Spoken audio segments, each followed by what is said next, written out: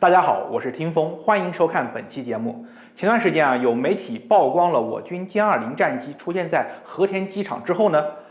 歼20在边境地区的动向就成为了很多人关注的焦点。而就在最近有消息显示，我军歼20开始在附近基地频繁活动，到底发生了什么呢？据环球网在9月1日援引了新德里电视台网站的报道称，解放军将歼20部署在西南边境地区之后，执行了大规模频繁的飞行活动，多次与其他机型展开联合飞行。不用说了，这一幕肯定是做给印度军方看的。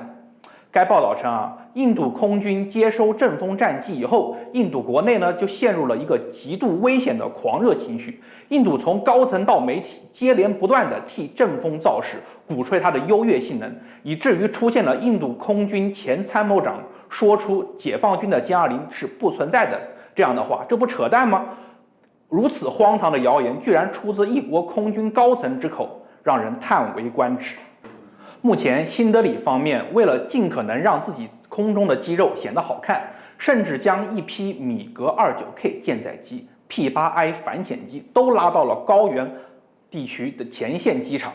海上用的跑到高原上凑数，这不离谱吗？从这一点上看，显然已经暴露了印度鼓吹了很久的战力神话。而与之相对的，解放军在边境的空中力量究竟如何呢？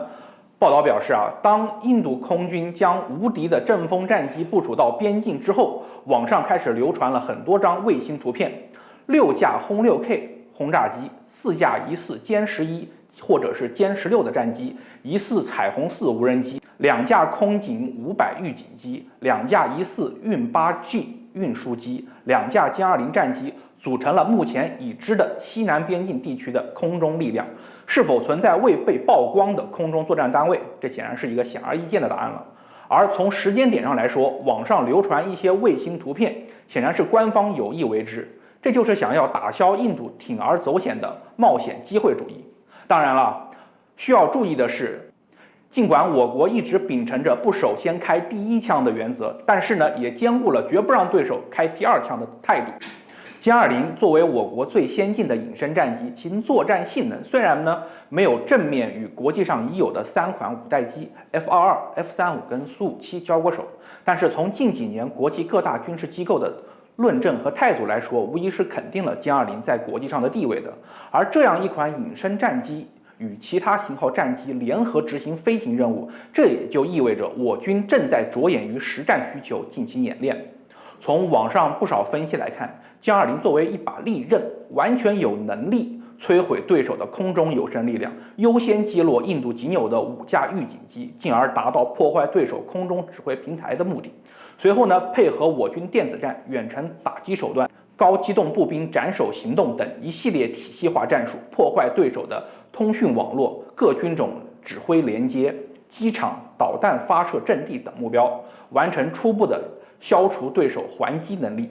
最后就是制空优势的情况下，配合地面部队跟远程火力完成收尾工作。实际上在8月底，也就是上个礼拜，印度相关机构就曾经警告当局，解放军正在一些敏感地区部署全新的雷达装置，